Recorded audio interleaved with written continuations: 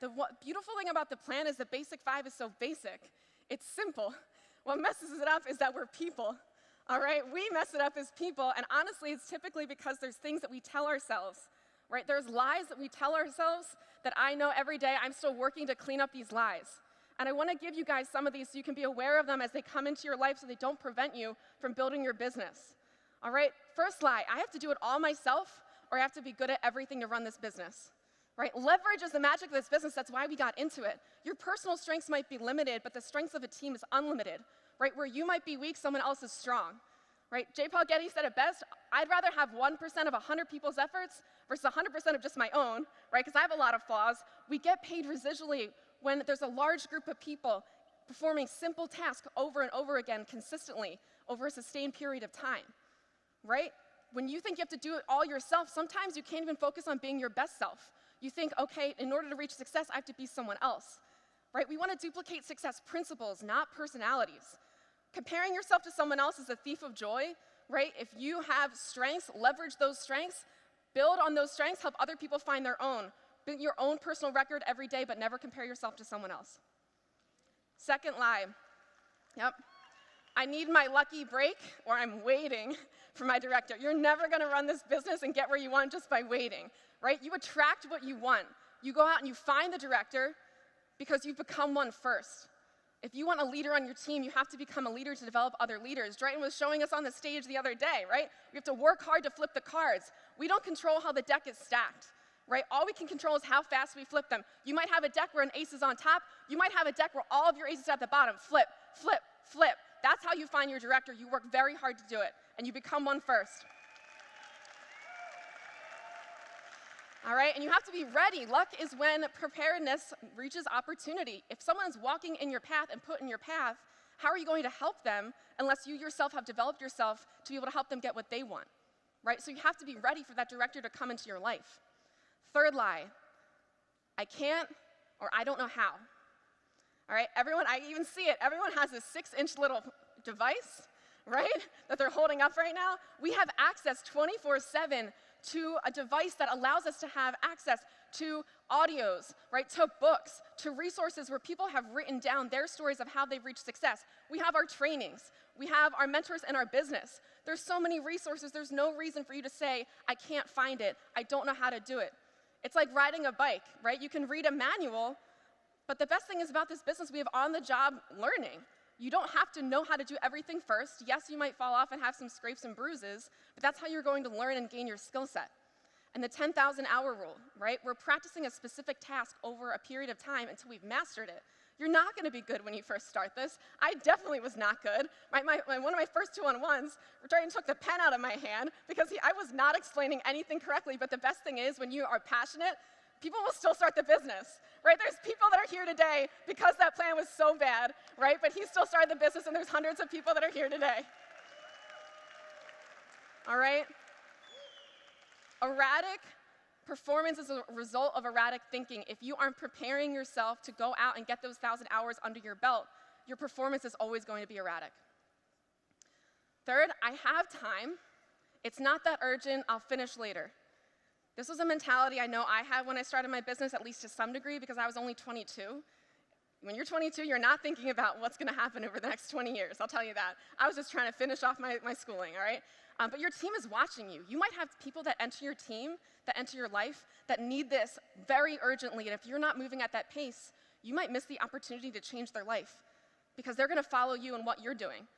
Right? If they need to hear your story for them to be successful, you don't know what kind of empowerment you can create for someone by creating the momentum, but if you're not urgent about it, you might miss out on thousands of lives changed because one person just didn't catch it. All right? Our time on earth is limited.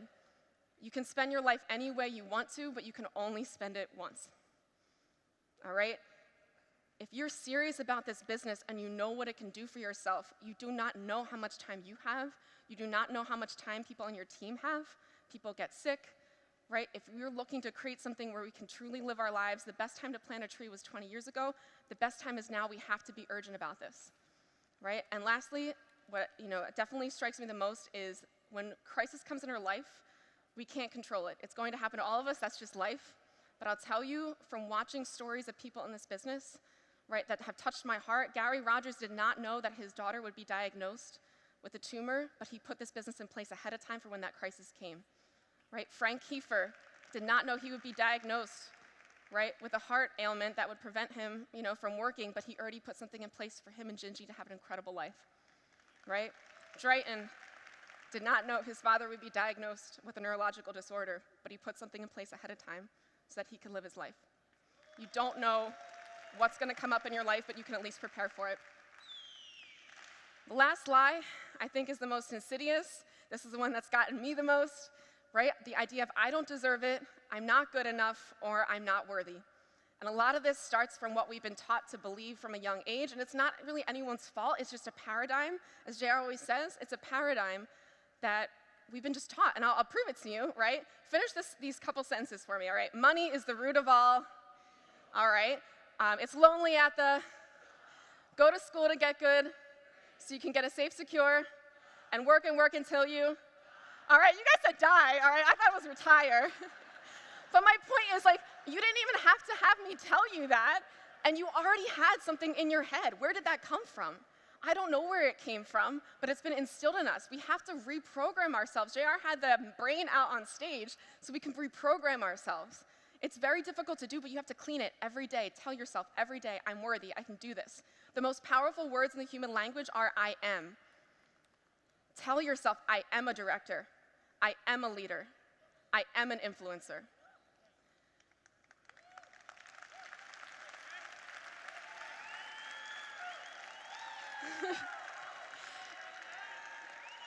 In order to change your personal reality, you have to change your personality. You will not get what you want by staying the same person.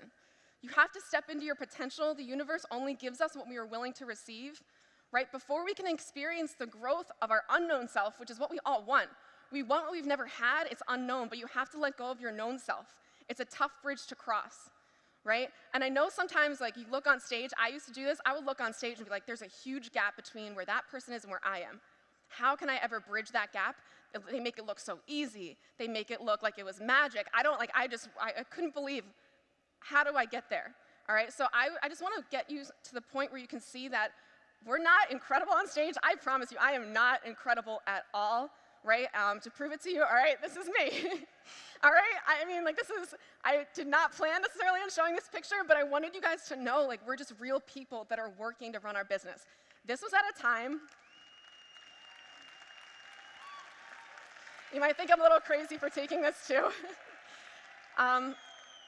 This was at a time in my business, this was around 2016. I had hit Master Coordinator at that time, but that whole year was a wash with just honestly a lot of hardships for me internally. All right, I lost two of my grandparents on my mother's side who I grew up with that lived with us, both to neurodegenerative diseases. My mom lost her brother, all within months of each other. I actually left veterinary school at this year. And the reason I did that was I was watching my team grow, and I just felt like I wanted to be able to grow with them.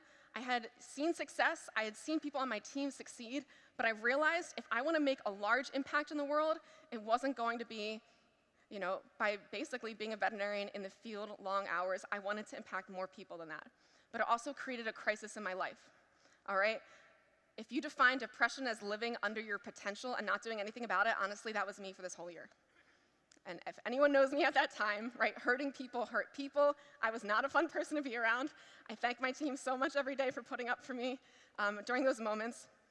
But I will tell you, I took this picture right after I got a phone call, and it was from Drayton. And if anyone has had a mentor that is very hard on them, there's certain phone calls that you should take, you don't want to take. I had spent a couple months in my business hiding, not doing what I needed to do. And he knew that. And he called me up, and I won't use the words he used because that would not be appropriate for stage. But he basically told me, Caitlin, I can't help you anymore. I want this business to work for you, but I cannot be associated with you for who you are currently. He said, I cannot do anything more for you. If you want to make this work to be the person I know you can become, you have to help yourself. And hung up the phone.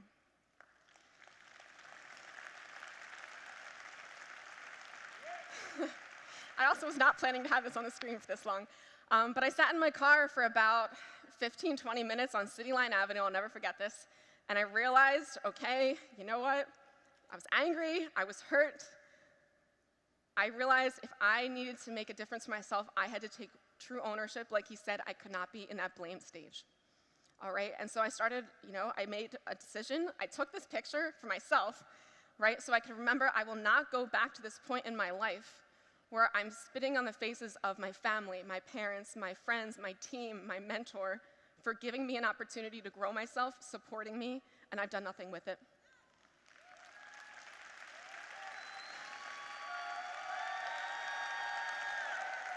So things changed. I want you guys to know if you might be looking like this in your business right now, you can make a decision on the spot to move and change, all right? Like I said, it was a couple months after I hit Master Coordinator, the fall of 2016, I said, okay, let me get going again. Let me get going, let me start. It was small at first, disciplines add up, hit Master Coordinator. The next year, sometimes things take time. I was slower, I could have done more, right? This picture was taken a year ago at this international convention, right after I hit professional coordinator, all right?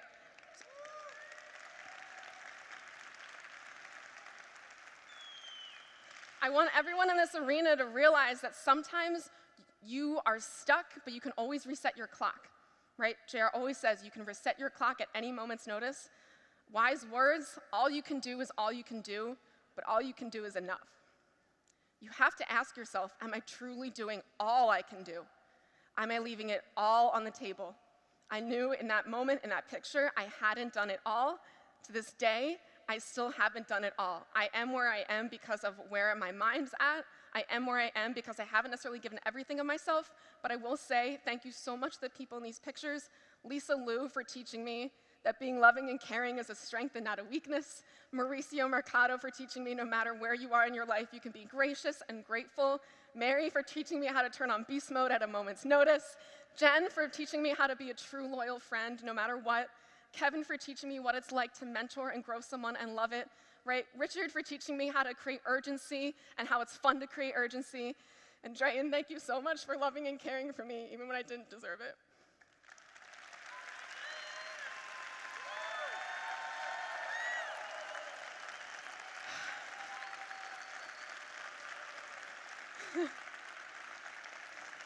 I mean,